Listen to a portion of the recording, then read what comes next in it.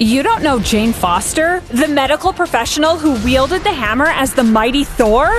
Well, move over because you're about to get a straight dose of enlightening!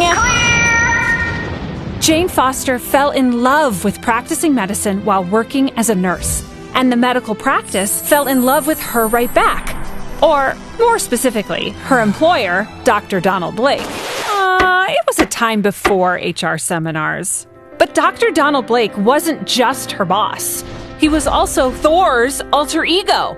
While Jane pined for the god with the bod, who kept conveniently saving her from peril, Donald pined for Jane to love his imperfect human form. But Jane already did, and told Donald to get it together and make a move on her already. So Donald made one heck of a move, finally revealing his identity as Thor. Have your cake and eat it too, girl.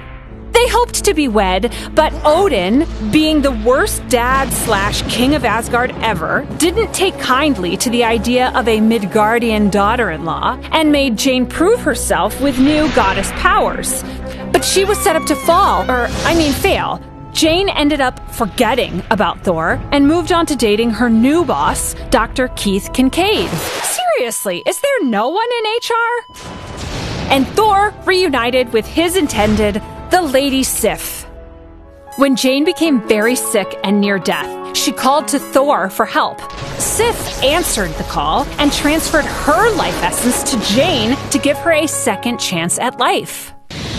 After healing and leaving both Sif and Thor behind, Jane leveled up to become a doctor and continued to care for superpowered people like the Avengers. She was an independent woman who, yes, had feelings for Thor, but it was extremely complicated. Though he does look good in a cape. What was I saying?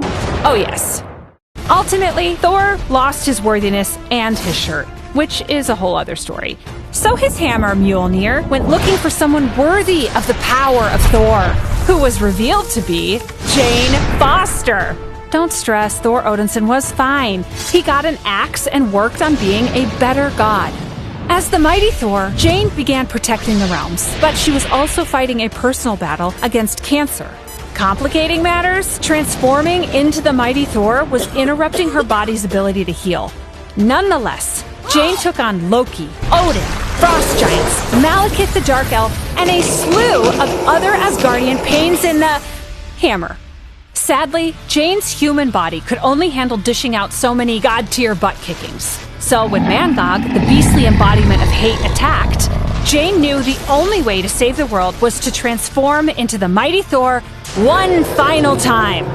But in the heat of battle, she realized she had to sacrifice Mjolnir to win, returning to her dying mortal form. She made the ultimate sacrifice and saved the world using love to conquer hate. And thus, with a kiss, she died. Are you freaking kidding me? This is how it ends? Oh, wait. There's more.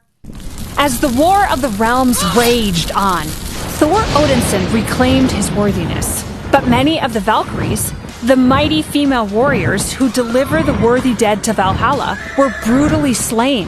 So Thor used his regained powers to give Jane an immortal chance at godliness as a badass new Valkyrie. Thank gods! Now Jane protects the realms, Midgardians, and Asgardians alike. Just don't forget, that's Dr. Valkyrie to you. And now you do know Jane Foster. I mean Mighty Thor. I mean Valkyrie. Whatever, you get it.